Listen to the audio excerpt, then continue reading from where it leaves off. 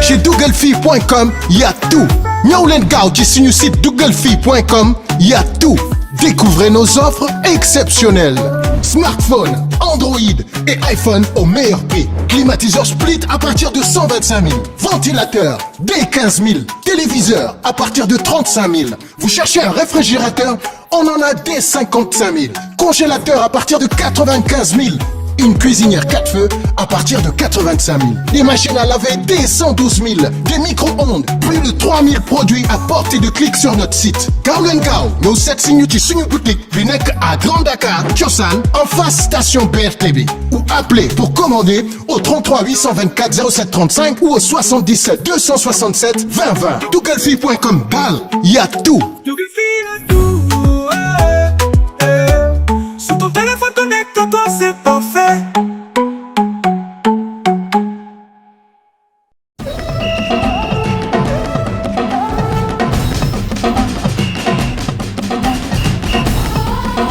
Alors, salam alaikum.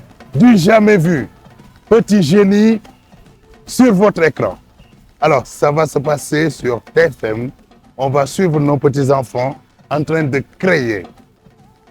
Tenez-vous bien, des avions, des télécommandes qu'on utilise chez nous, des jeux, des drones. lépp loo xam ni dañ ko daan jënd jee bitim réew. Eh ben oui, nous avons nos savants, nos ingénieurs qui vont accompagner nos enfants. Ils vont accompagner nos enfants comment? Dañuy jël xale yi, nos petits génies, yóbbu leen ci école bu ñuy wax CEMOS, ñuy fabriquer di construire ay jeux, ay télécommandes, ay affaires yu jéggi day yoo xam musuñu xam ni ñun Sénégal mën nañu yegg nañ foofu tey. Musuñu xam ni tey xam-xamu sénégalais yegg na di construire ay oto, yegg na di construire ay avions, ay drones, ay téléphones, ay télécommandes à la place ñu jëndi ko suñu xale yee koy def. Eh bien c'est juste Petit Génie dans TFM. Kaay leen dem ñu découvrir ñan ñooy ànd ak suñuy doom dans Petit Génie. Allez. Waouh. Alors, comme je vous avais dit, regardez-moi ça, ils sont en train de faire des merveilles. Comment on lit au Sénégal. Bienvenue à CEMOS Group, centre privé de formation professionnelle, ok, qui va être le partenaire premier de Petit Génie. Ce qu'on va faire, c'est amener nos enfants et les faire accompagner par ces génies, ces savants, ces coachs, ces chercheurs, ces professeurs qui vont accompagner ces enfants à créer. Alors, tout de suite, je vais passer la parole à Kounioua Anna. Elle va nous présenter le projet en général.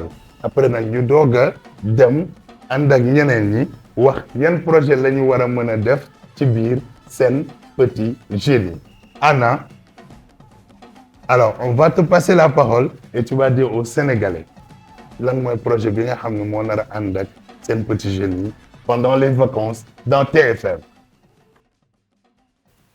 Merci tonton Matar. Donc bonjour, je m'appelle Anna, je suis coach et formatrice à CEMOS. Donc je suis là aujourd'hui pour vous présenter notre projet IoT Child. Donc IoT Internet des objets.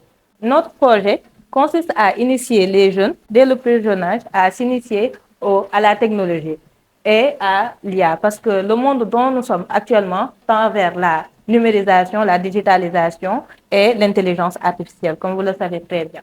Comme je l'ai dit tout à l'heure, dans un monde où les objets deviennent de plus en plus intelligents et connectés, il est essentiel de préparer les enfants à comprendre, à imaginer et à créer des technologies de demain.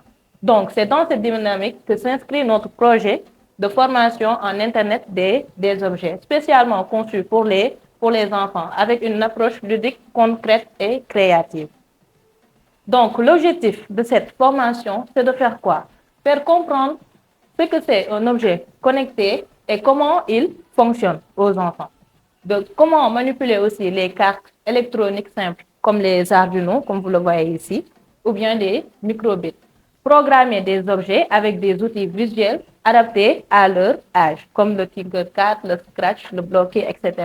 Donc, réaliser aussi des projets concrets et amusants à partager avec eux, avec leurs proches. Donc, faire naître chez chaque enfant le plaisir de comprendre la technologie et je lui donnais les premières clés pour devenir un créateur du monde numérique et non seulement un utilisateur.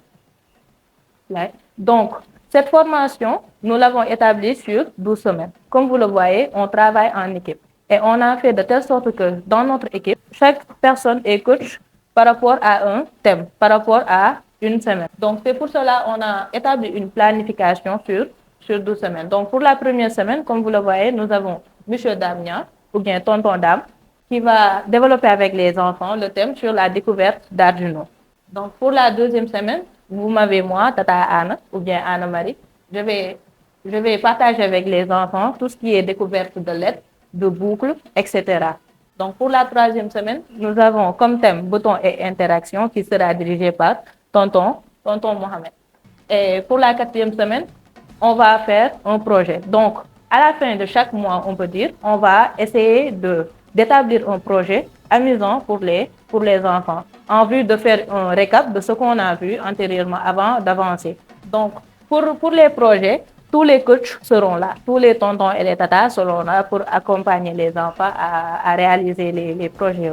Merci Tata Anna. Alors, très chers parents, très chers Sénégalais, ça se passe ainsi dans CEMOS, avec des chercheurs qui vont accompagner nos enfants pendant les vacances, allier l'utile à l'agréable. Xale yi dañuy ñëw fii ci biir institut bi ñuy ñëw ci biir foo kaf ree ñuy jàng xam-xam mais ñuy wane waale li nga xam ne ñoom mën nañ ko créer. Imaginez seeni propre doom ñëw fii di wane di créer des machines, di créer seeni propre jeu, di créer des détecteurs yi nga xam ne mën nañ ko utiliser ñi ngi ko utiliser ci hôtel yi mais maintenant mën nañ ko utiliser dans nos foyers.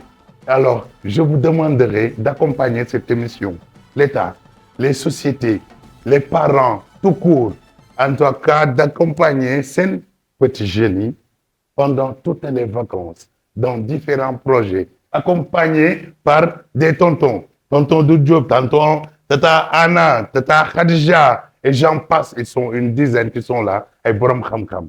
Ça se passe comme ça, et nous allons découvrir des potentialités pour donner l'eau à la bouche aux parents, mais aux enfants, tout ce qu'ils peuvent faire ou pourront faire dans ces petits génies.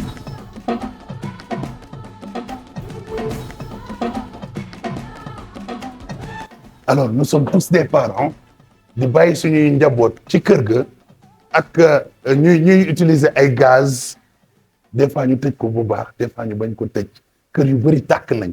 Alors imaginez dans seen petit génie ñu indi ay xale ñu ànd ak benn tonton bu ñuy wax tonton Dame ah ñu jàngal leen détecteur de gaz bi nag pour ngeen xam njëriñam dañ leen di bàyyi ak tonton Dame mooy expliquer leen lan lañ créer lan lay jëriñ et vous imaginez un enfant créer ça tonton Dame. Bon lii carte Arduino li mooy tablette léegi di dafa ko équipé ak ay capteurs yoo xamante ni day détecté li ñuy wax gaz parce que gis nañ ne kër yi jamono ji leen di taal dafa bari te loo xamante ni ñun xamuñu ak bu ñu woon technologie boobu léegi lii dina la permettre carrément yow boo génnee fi cuisine wala nga dem fenn automatiquement lii bu détecté benn fumée wala benn gaz dañuy alarme dafay déclenché nga ñëw par mesure de sécurité pour mën a gérer sa situation. léegi je vais faire une démonstration avec tonton Doudou comme ça il va moom wan leen ngeen mën a comprendre gis ngeen actuellement gis leen fa mais gaz bi jógee ci briquet bi moom la détecté moo tax mu alarme bi déclenché wu c'est exactement la même chose avec les cuisines.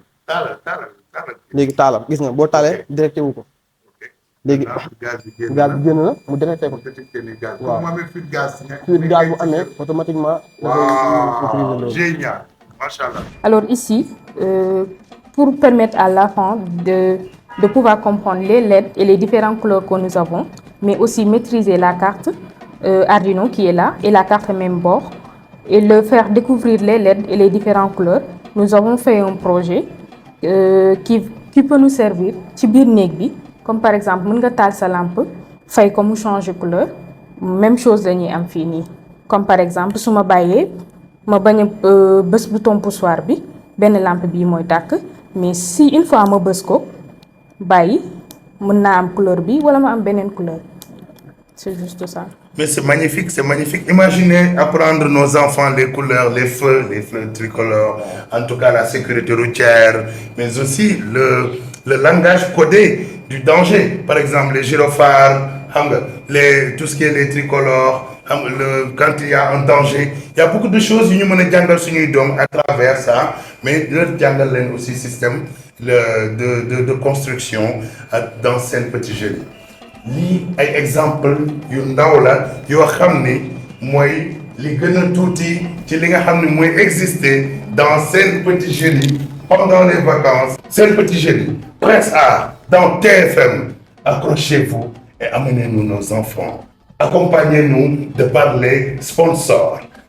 Restez scotchés à la télévision pendant les vacances avec vos enfants pour apprendre de belles choses, de magnifiques choses, des appareils, comment construire des appareils, comment créer des choses utiles pendant les vacances avec nos chers tontons. Nakate am nañ ay borom xam-xam yu mel Sénégal ñu ngi leen di jox dig daje pendant les vacances dans Sen Petit Génie. Merci Tata, merci tonton et à très bientôt avec nos enfants. Inch'Allah. Inch'Allah. Oui.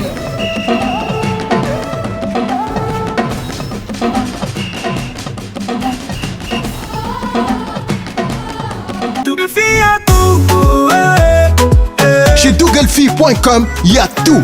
ñëw leen gaaw ci suñu site dougalfille.com, y a tout. Découvrez nos offres exceptionnelles. Smartphone, Android et iPhone au meilleur prix. Climatiseur split à partir de 125 000. Ventilateur dès 15 000. Téléviseur à partir de 35 000. Vous cherchez un réfrigérateur?